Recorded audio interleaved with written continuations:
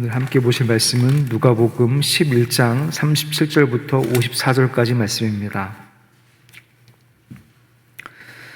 누가복음 11장 37절부터 54절까지 말씀, 신약성경 113쪽입니다.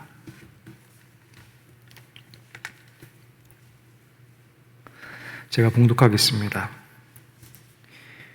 예수께서 말씀하실 때에 한 바리새인이 자기와 함께 점심 잡수시기를 청함으로 들어가 앉으셨더니 잡수시기 전에 손 씻지 아니하심을 그 바리새인이 보고 이상히 여기는지라.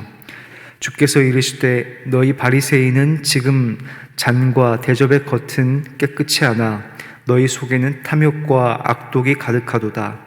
어리석은 자들아, 겉을 만드시니까 속도 만들지 아니하셨느냐.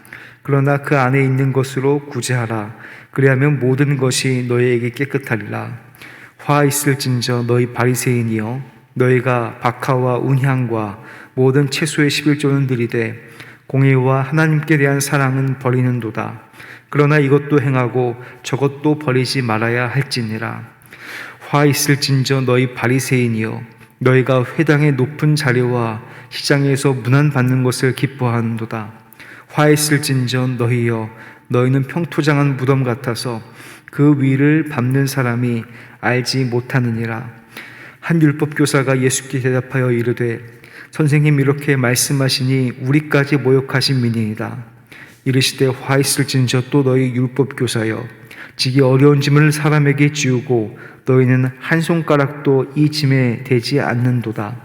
화 있을진저 너희는 선지자들의 무덤을 만드는도다. 그들을 죽인 자도 너희 조상들이로다.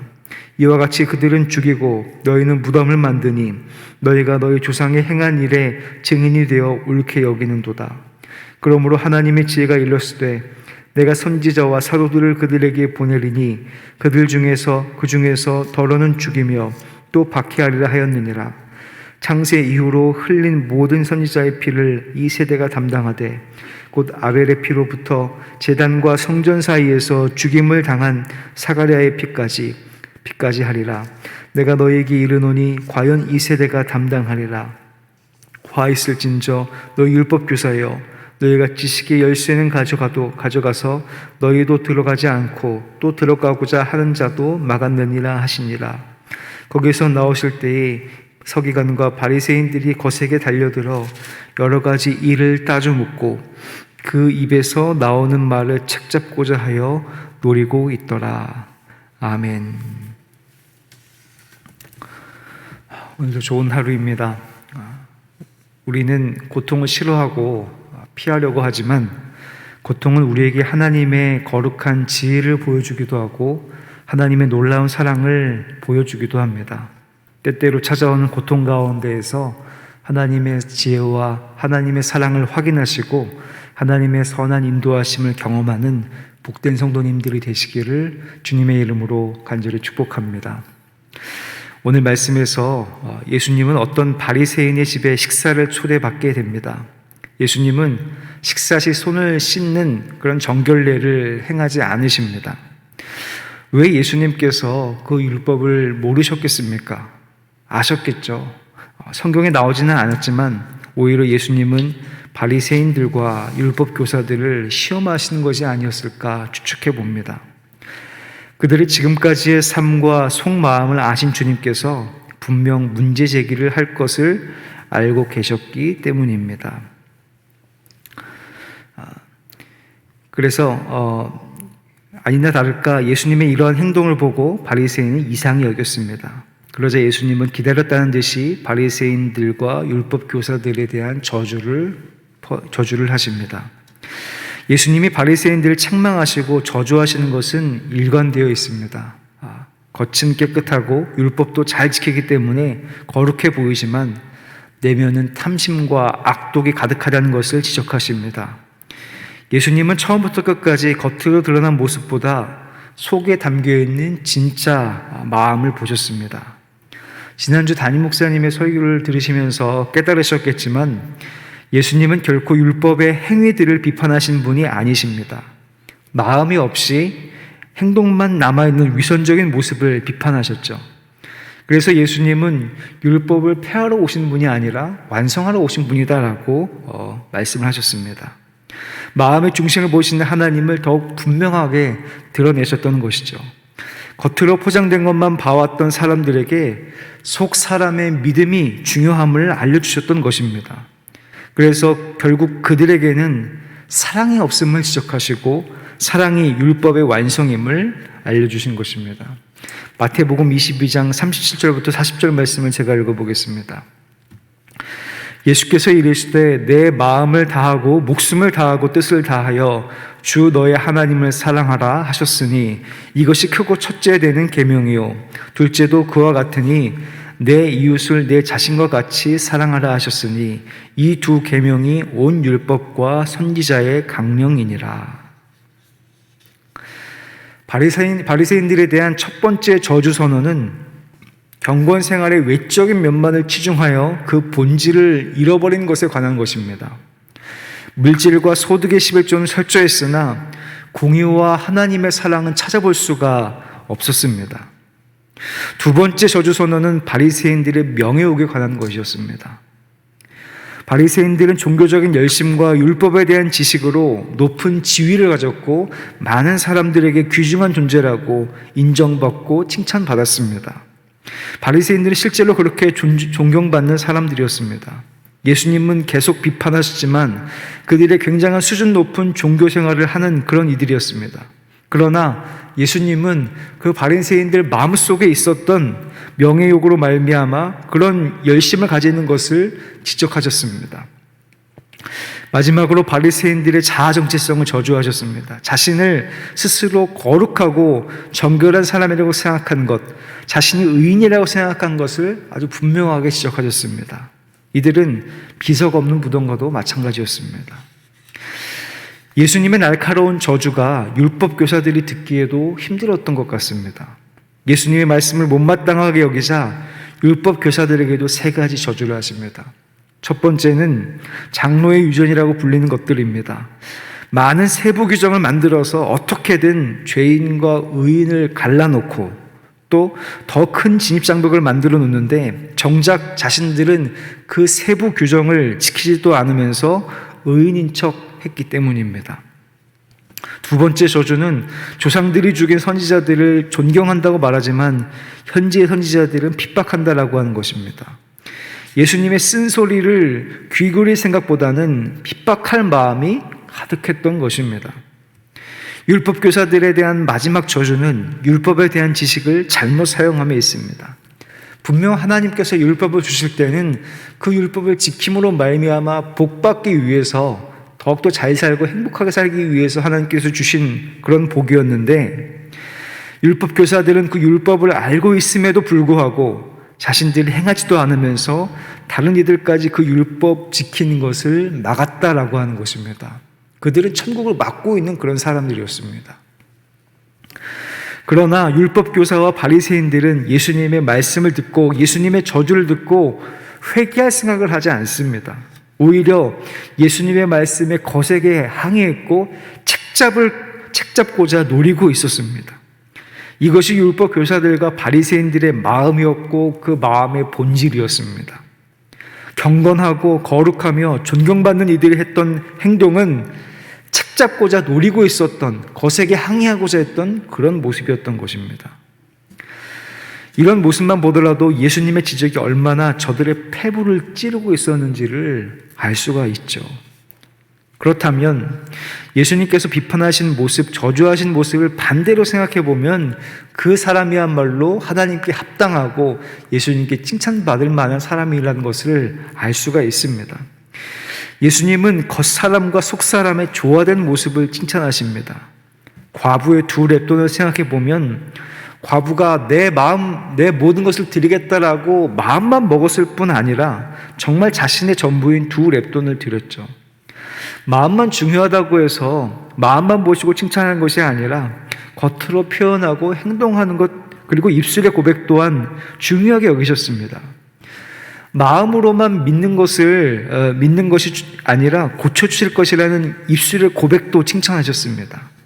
즉 우리의 믿음이라고 하는 것은 마음만 내가 하나님 믿어야지, 예수님 믿어야지라고 하는 것도 중요하지만 겉으로 드러나는 것들, 겉으로 하나님께 표현하는 것들, 입술로 고백하는 것도 역시 중요합니다. 즉 우리들의 믿음은 겉과 속이 조화를 이루는 믿음이어야 됩니다. 마음으로만 믿어도 안 되고 겉으로 드러내어 다른 사람에게 보이는 것에만 치중해서도 안 됩니다. 하나님을 믿는 믿음의 겉과 속 모두가 진실하고 거룩해야 됩니다. 그래서 42절의 말씀에 보면 이렇게 예수님께서 말씀하셨습니다. 화 있을진저 너희 바리새인이여, 너희가 박하와 운향과 모든 채소의 11조는 들이되 공의와 하나님께 대한 사랑은 버리는도다. 그러나 이것도 행하고 저것도 버리지 말아야 할지니라. 즉 그리스도인들은, 기독교인들은 이것도 행하고 저것도 버리지 않는 사람들이라는 것입니다. 또한 자기 자신을 높이는 것이 아니라 자기 자신을 낮추는 것에 있습니다. 우리는 하나님 앞에 무엇을 자랑할 수 있겠습니까? 우리는 하나님 앞에 스스로 죄인이라고 고백해야 합니다. 하나님 앞에서 어떻게 자기 자신을 의인이라고 자랑할 수 있고 내가 이런 것들을 많이 했다라고 하나님 앞에 자랑스럽게 드러낼 수 있겠습니까? 또 그것이 우리들의 진짜 본질이기도 합니다. 죽을 수밖에 없는, 죽었던 죄인이 우리들의 본질, 진노의 자식이 우리들의 마음속을 깊이 들여다봤을 때 좌절하고 낙심할 수밖에 없는 우리들의 모습입니다. 그런데 그것을 하나님은 믿음을 통하여 은혜로 말미암아 의롭다고 여겨주십니다. 우리가 죄인이라고 고백하는 것을 의롭다라고 여겨주십니다. 진짜 의인이어서가 아니라 의인이라고 여겨주시는 것입니다. 내가 나를 높이는 것이 아니라 하나님이 높여주시는 겁니다. 나는 높임 받을 만한 것이 아무것도 없지만 하나님께서 의롭다 여겨주시고 칭찬도 해주시고 받아주시기도 하십니다. 내가 하나님 앞에 할 수 있는 것은 죄인임을 고백하는 것, 하나님의 은혜를 의지하는 것, 십자가의 그늘 아래에서 쉬는 것뿐입니다. 그때 하나님께서 우리를 높이 올려주시고 천국으로 이끌어주시며 구원의 기쁨을 허락하시는 것입니다. 예수님께서 만난 사람들, 예수님을 통하여 구원의 기쁨과 치유를 맛본 이들은 하나같이 손가락질 받고 소외된 이들이었습니다. 한 번도 자신이 존귀하다고 들어보지 못했던 이들이었고, 병자였고, 괴로움이 당연하다고 받아들인 이들, 죄인들이었습니다. 그러나 예수님께서는 그들에게도 하나님의 뜻이 있고 하나님의 계획이 있다고 말씀하시면서 그들에게 구원의 기쁨과 감격을 허락해 주셨습니다. 요한복음 9장 3절에는 이렇게 말씀하셨습니다. 예수께서 대답하시되 이 사람이나 그 부모의 죄로 인한 것이 아니라 그에게서 하나님이 하시는 일을 나타내고자 하심이라. 사랑하는 수표교회 성도 여러분, 하나님과 사람들 앞에서 바리새인들이나 율법 교사들의 모습이 아니라 오히려 시각장애인, 그리고 예수님을 만나기 원했던 삭개오, 이방인이었지만 믿음을 가진 백부장의 마음과 행동을 닮아가시기를 주님의 이름으로 간절히 바랍니다. 그들에게 구원이 있었습니다. 예수님께서는 그들에게 구원을 허락하셨습니다. 언젠가는 우리 모두 하나님께서 부르셔서 하나님 앞에 설 날이 있을 텐데, 그때에는 나의 공로와 내가 이만큼 열심히 살았다라고 하나님 앞에 자랑하는 것이 아니라 나의 것은 죄밖에 없지만 내가 자랑할 것은 예수 그리스도의 십자가밖에 없다라고, 그 십자가를 자랑하면서 그 십자가 아래서 서고 그 십자가를 의지하는 것밖에 없습니다. 내 자랑은 예수님 십자가 믿은 것밖에 없습니다. 주님, 그러고 그 예수님의 십자가를 드러내는 것밖에 없습니다. 그렇게 나의 공로를 자랑하는 것이 아니라 예수 십자가의 은혜를 자랑하는 성도, 그 십자가를 의지하여 겸손하지만 당당한 삶을 살아가는 성도, 하나님을 의지하여서 하나님의 나라와 영광을 드러내는 복된 성도님들이 되시기를 주님의 이름으로 간절히 축복합니다. 기도하겠습니다. 은혜로우신 아버지 하나님, 우리들의 삶이 겉으로 보이는 것에만 급급하지는 않나 다시 한번 돌이켜보고 생각해 봅니다. 우리는 죄인이고 여전히 사람들 앞에 보여지기를 원하고 칭찬받기를 원합니다. 주님, 우리를 긍휼히 여기시고 불쌍히 여겨주셔서 우리가 죄인임을 하나님 앞에 고백하게 도와주시옵고, 하나님의 예수 그리스도의 십자가의 은혜로 말미암아 구원을 얻었다는 사실을 늘 마음속에 새기며 주님을 의지하여 하나님께 영광 올려드리는 삶이 될 수 있도록 붙잡아 주시고 함께하여 주시옵소서. 우리의 믿음을 지켜주시고 우리의 믿음과 삶이 일치를 이루어서 하나님께 인정받고 하나님께서 하나님께 칭찬받는 귀하고 복된 성도의 삶이 될 수 있도록 주님 함께하여 주시옵소서. 주님께서 사랑하시는 우리 수표교 교회를 기억하여 주사 지금까지 인도하시고 영광 받아주심에 감사드립니다. 우리 수표교 교회를 통하여서 많은 이들이 구원을 얻게 도와주시옵고 하나님의 은혜가 넘치며 기도할 때마다 기도의 응답을 받는 제단이 될 수 있도록 주님 복을 내려 주시옵소서. 주님께서 세우신 담임 목사님 붙잡아 주셔서 성령의 충만한 말씀을 대언하게 도와주시옵고 말씀을 선포하실 때마다 많은 생명들이 살아나게 도와주시옵소서. 세우신 부목사님들, 전우사님들에게도 동일한 은혜를 더하여 주시옵소서.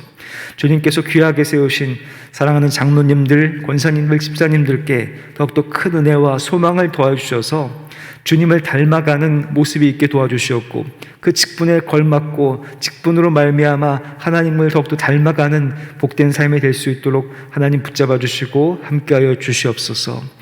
많은 성도님들도 그 직분 받은 분들을 통하여서 더욱더 닮아가고자 하는 욕망과 그런 아버지 마음을 품을 수 있도록 주님 붙잡아 주시옵소서. 주님, 우리 교회 안에 아파하는 이들이 있습니다. 괴로워하고 있는 이들, 몸과 마음의 아픔으로 인해서 고난 가운데 있는 이들이 있습니다. 주님, 긍휼히 여기시고 불쌍히 여겨 주시옵소서. 그들의 마음과 육신을 만져주시고 치료하시고 회복시켜 주시옵소서. 그 고난의 때에 주님을 만나 주님과 동행함으로 다시금 주님을 찬양할 수 있도록 붙잡아 주시고 인도하여 주시옵소서. 우리 교회에 속한 어린아이부터 연로하신 분들이 이르기까지 주님 만져주시고 치료하시고 동행하시고 함께하여 주시옵소서. 하나님, 특별히 다음 세대들을 위해서 기도합니다.